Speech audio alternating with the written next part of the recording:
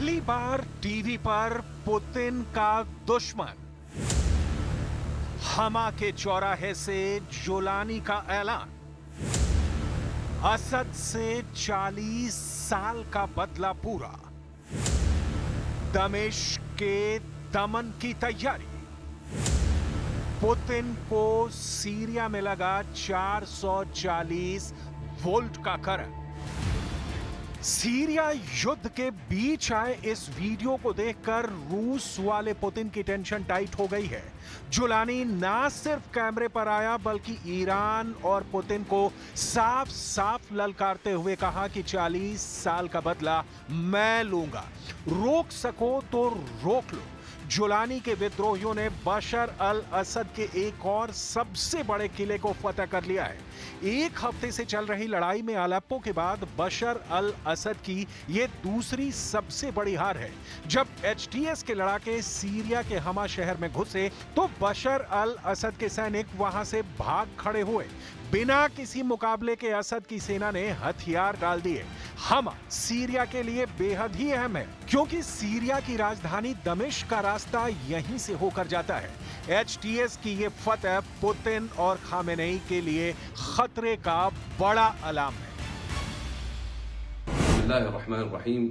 उबश्शिरुकुम इख्वानी अन इख्वानकुम मुजाहिदून अथ-थुवार क़द बदअू बिद्दुखूल इला मदीनति हमा लितطهير ذاك الجرح الذي استمر في سوريا لمدة 40 عاما. أسأل الله عز وجل أن يكون فتحا لا ثأر فيه بل فتحا كله رحمة ومودة والحمد لله رب العالمين. अब तक पुतिन समझ रहे थे कि दुश्मन कमजोर है, लेकिन रूस वाले पुतिन भी अब ये समझ चुके हैं कि दुश्मन पिछली बार से बहुत ज्यादा ताकतवर और हाईटेक हो चुका है। दुश्मन पर गोली से काबू करना नामुमकिन है, इसलिए रूस को गोलों की जरूरत पड़ेगी, मिसाइल की जरूरत पड़ेगी, फाइटर प्लेन की जरूरत होगी, तब कहीं जाकर जुलानी को काबू किया जा सकेगा।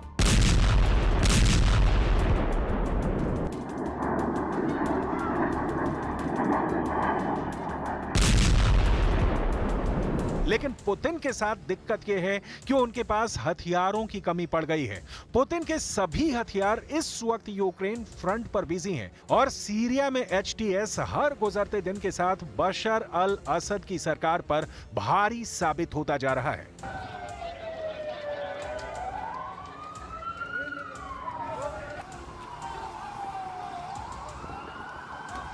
यूक्रेन के बाद अब सीरिया में रूसी सेना को जोरदार लड़ाई लड़नी पड़ रही है। अलेप्पो में कब्जा करने के बाद हयात तहरीर अल शाम यानी एचटीएस के विद्रोही रणनीतिक शहर हमा की ओर बढ़ रहे हैं। एचटीएस विद्रोहियों के निशाने पर टार्टस है, जहां पर रूस की सेना ने अपना नौसैनिक अड्डा बना रखा है। इस बड़े खतरे को देखते हुए अब रूसी सेना ने सीरिया के अंदर ही इस नौसैनिक बेस से मिसाइलों की बौछार शुरू कर दी है। वहीं सीरिया की सेना भी विद्रोहियों को पीछे धकेलने के लिए जवाबी हमले कर रही है। तुर्की समर्थित विद्रोही कभी भी खमेइमिम एयरबेस पर कब्जा कर सकते हैं। इस एयरबेस को साल 2015 में सीरिया के राष्ट्रपति बशर अल असद ने रूस को सौंप दिया था। रूस के टार्टस नेवल बेस की ओर बढ़े विद्रोही। हमा से ही तटीय शहरों टार्टस और लटाकिया जाने का रास्ता भी गुजरता है। हमा में रूसी सेना का टार्टस नौसैनिक बेस मौजूद है। रूस ने 1971 से सीरिया में मौजूद टार्टस नौसैनिक अड्डे का संचालन किया। रूस अभी भी सीरिया में खमीमिम एयरबेस का संचालन करता है।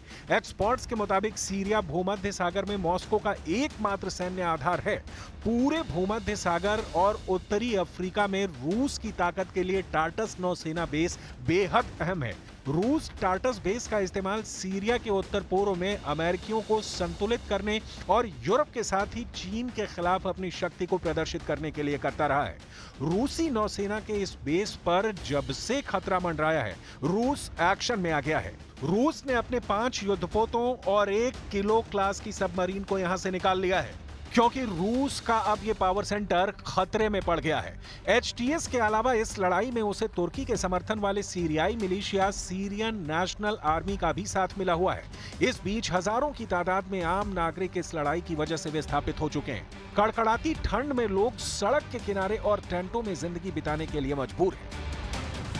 در رودنن یعنی نه بطانی هنه نه تشت هنه نه یعنی ما زحمتی ما به شوی در باز کرد دنیا صار و تشتنا بطانی بدست ما نکاتن ام حمو باوی منه دیا منه برای منه مروفی منن يعني حمو كاس يعني لسر رصيفه راد كافن يعني ما زحمتي کا گلک يعني ما كندي سر ما بو ایشف ما زاروک خاص سر ما دا ما هم سر زاروک تا گریان زاروک سر ما دا گریان يعني تش دست مدار نکت ما زاروک را بقد ماندا सीरिया पहुंचे संयुक्त राष्ट्र के विशेष राजदूत डेविड कार्डन ने दावा किया कि सीरिया युद्ध की वजह से अब तक करीब 1,15,000 लोग विस्थापित हो चुके हैं। युद्ध के वक्त अस्पतालों की जिम्मेदारी और भी बढ़ जाती है, लेकिन दुख और हैरत की बात यह है कि हमले में अस्पतालों की सेवाएं भी बुरी तरह से प्रभावित हुई है। The impact of this escalation is on the people of northwest Syria. We've heard that 115,000 people have been displaced during the last week. And the reason why they've been displaced during the last week is that hospitals have been hit and schools have been hit. I mean, in Idlib city alone, there was a significant escalation in airstrikes and in shelling on the first 2 days of December.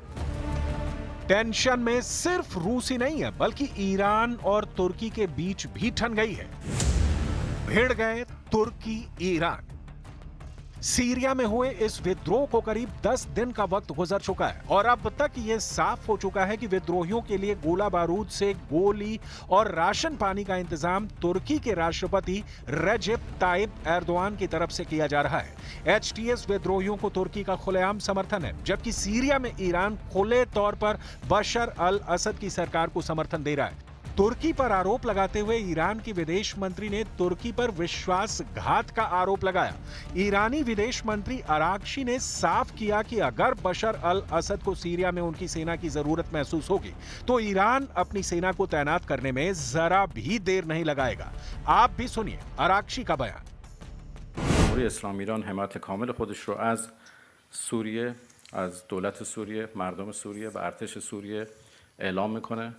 ما همونطوری که در گذشته کنار دولت، ارتش و مردم سوریه بودیم، همچنان کنار آنها خواهیم ایستاد و برای حفظ ثبات و صلح منطقه فکر میکنیم که ثبات و آرامش در سوریه اهمیت بسیار اساسی داره.